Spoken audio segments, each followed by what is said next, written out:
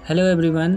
दोस्तों, आज के इस वीडियो में हम बात करने वाले हैं कि जो व्यक्ति लोन लिए हैं और लोन के पश्चात मृत्यु हो जाती है तो क्या उसका लोन माफ़ हो जाता है।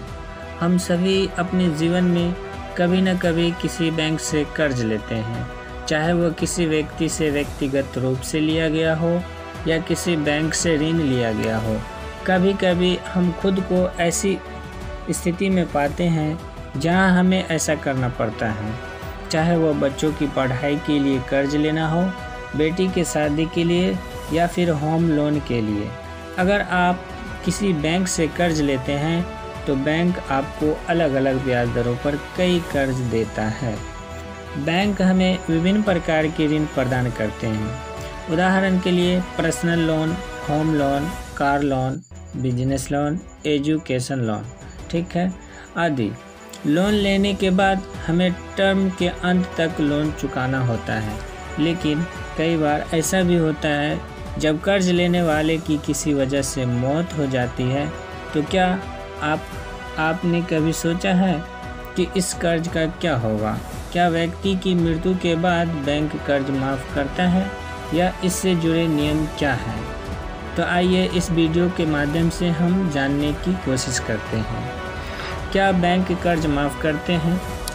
बहुत से लोग सोचते हैं कि कर्जदार की असामयिक मृत्यु होने पर बैंक उनका कर्ज माफ़ कर देते हैं, लेकिन क्या यह संभव है? जवाब है बिल्कुल नहीं। चाहे किसी की भी मृत्यु हो जाए, बैंक उनका पैसा वसूल करेगा। अगर किसी व्यक्ति की मृत्यु कर्ज से हुई हो तब उसकी जागीर का वारिस उस कर्ज को चुकाएगा। यदि वे ऐसा नहीं करते हैं तो कानूनी तौर पर बैंक संपत्ति बेच देता है और उनका पैसा वापस ले लेता है। यदि संपत्ति ऋण से अधिक है तो बैंक इस स्थिति में कानूनी उत्तराधिकारियों को नीलामी की आय भी लौटाता है। बीमा कंपनी बीमा होने पर ऋण चुकाती है।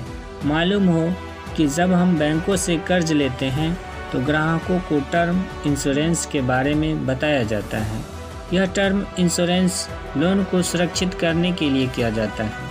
अगर आप भी कर्ज लेते समय बीमा निकालते हैं तो इस स्थिति में उधारकर्ता की मृत्यु के बाद बीमाकर्ता बैंक को ऋण वापस कर देता है। दूसरी ओर यदि कोई बीमा नहीं है तो बैंक कानूनी वारिसों को दो विकल्प देते हैं। वे चाहे तो वन टाइम सेटलमेंट कर सकते हैं या अपने नाम पर लोन ट्रांसफ़र कर सकते हैं, जिससे वे बाद में चुका सकते हैं। अगर मैं कार लोन ले लूं तो क्या होगा? अगर आपके बैंक से कार लोन लिया है, ऐसे में बैंक पहले वाहन को कब्जे में ले लेता है, नीलामी करता है। नीलामी से पैसा वसूल होने पर जुर्माना। हालांकि अगर पैसा नहीं वसूला जाता है तो इस मामले में वह मृतक की अन्य संपत्ति जैसे घर, जमीन आदि को भी कर्ज के निपटान के लिए बेच सकता है। क्या होता है जब पर्सनल लोन लेते हैं? वही अगर आपने पर्सनल लोन लिया है तो ऐसे में बैंक आपको नॉमिनी तय करने के लिए कहता है। ऐसे मामलों में उधारकर्ता की मृत्यु के बाद उत्तराधिकारियों को बकाया राशि का भुगतान करना पड़ता है। हालांकि व्यक्तिगत ऋण अक्सर बीमाकृत ऋण होते हैं और ग्राहक EMI राशि के साथ बीमा प्रीमियम का भुगतान करता है।